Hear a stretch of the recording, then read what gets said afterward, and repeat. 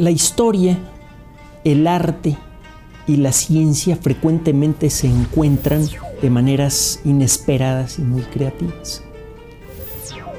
Una forma de medir el grado de desarrollo de una sociedad consiste en estudiar la calidad de su trabajo artístico.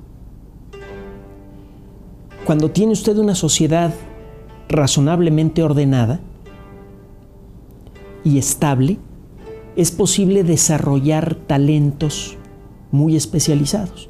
Una sociedad así provee suficiente protección y alimento para una población más o menos grande, y eso le permite a algunos individuos talentosos dedicarse a hacer cosas que resultarían inútiles y absurdas en otras circunstancias. Por ejemplo, aprender a hacer unos biombos muy bonitos con hoja de oro.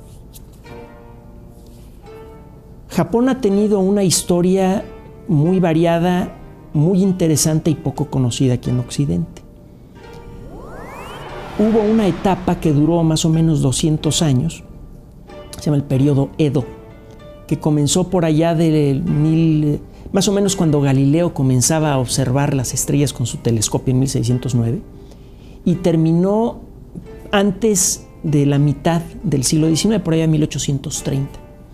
Durante todo este tiempo, Japón se aisló del mundo, estableció un orden social muy rígido, razonablemente estable, y entre otras cosas hubo un desarrollo de la sensibilidad artística muy importante, que se manifestó de muchas formas diferentes. Por ejemplo, hubo esfuerzos de conservación ambiental muy intensos y muy extendidos.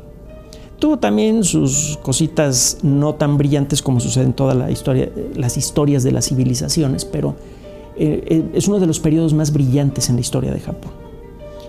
Y todavía ahora en muchos lugares del mundo, en museos y en colecciones privadas, es posible apreciar la enorme calidad artística del trabajo de los mejores artesanos del periodo Edo y del periodo inmediato anterior.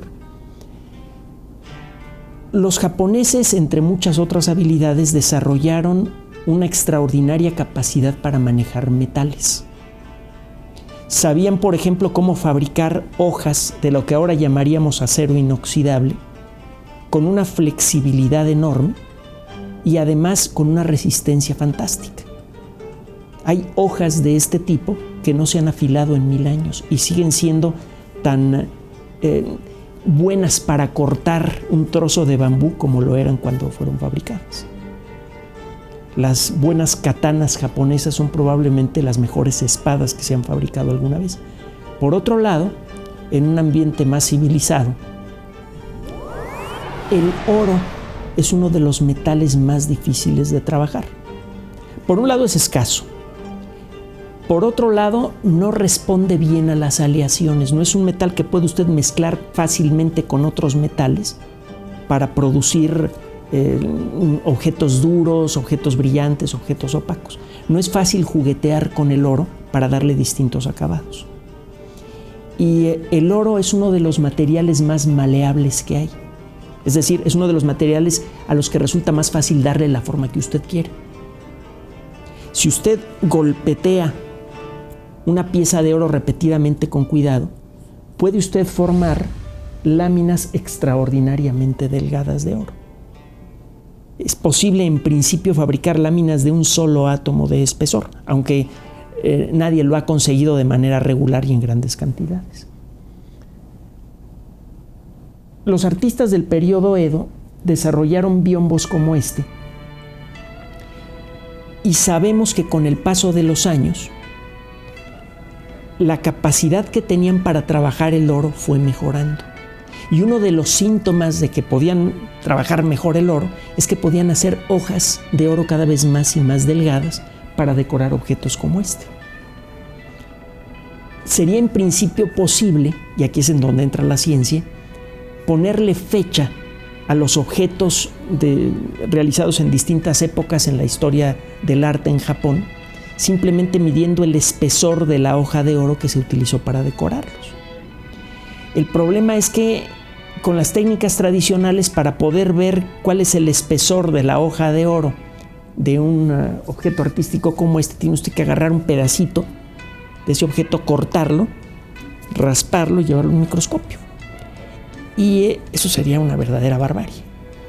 El tocar siquiera a uno de estos objetos con intención de cortarle un pedacito. Afortunadamente existe una tecnología que ahorita se está utilizando entre otros lugares en Marte. Si usted ilumina con luz de muy alta energía a un objeto, como esta hoja de aquí, usted puede conseguir un fenómeno que se llama fluorescencia. Cuando un átomo recibe energía, sus electrones capturan esa energía y el átomo se hincha.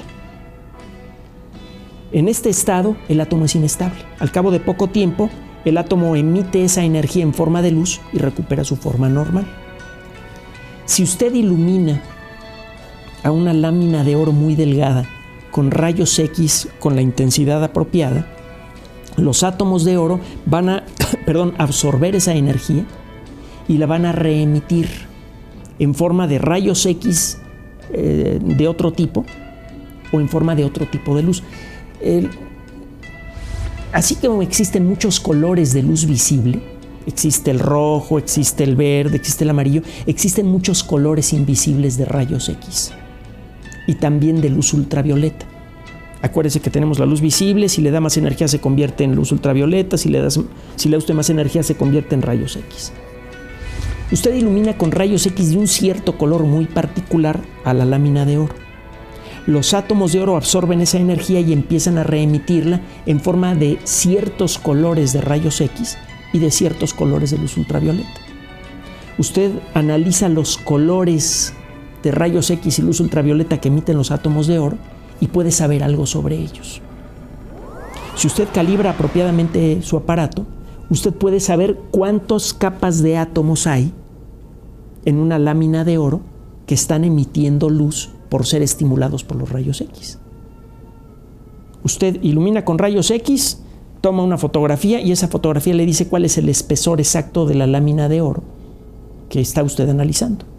Esta técnica no destruye, no afecta en lo absoluto al objeto que está usted estudiando, es perfectamente inofensiva y le permite medir con una gran precisión el espesor de una lámina de oro.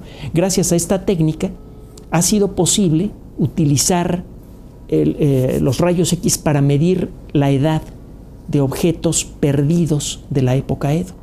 Y esto le ha dado más sentido a la historia del arte en este periodo tan importante en la historia de Japón. Y esta misma tecnología se podría utilizar para hacer otro tipo de análisis sobre toda clase de objetos artísticos. Y ya para terminar, le decía que esta tecnología se usa en Marte. El robotito que está caminando en la superficie de Marte en la actualidad, el Curiosity, lleva en la punta de un brazo un aparatito que hace este tipo de estudios con las rocas de Marte. Puede saber cuál es su composición química sin tocar a esas rocas. La misma tecnología que sirve para explorar otros planetas sirve para entender mejor nuestro pasado.